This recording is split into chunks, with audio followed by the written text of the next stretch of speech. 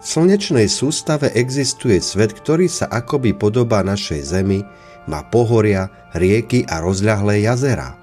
Ale nenechaj sa oklamať. Na Saturnovom mesiaci Titán je všetko naopak. Kým u nás prší voda, na Titáne z oblohy padá tekutý metán.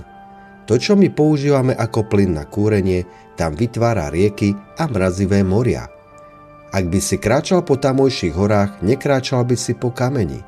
Vodný ľad je tam pri teplote minus 180 stupňov taký pevný, že nahrádza skaly a formuje korytá riek.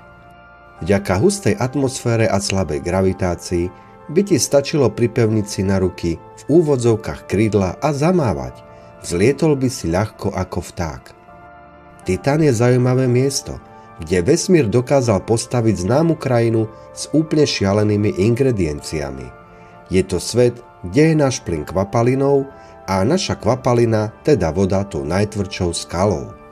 Ak ťa bavia videá objavok v astronómii a o vesmíre, daj mi prosím odber na môj YouTube kanál a sleduj facebookovú stránku.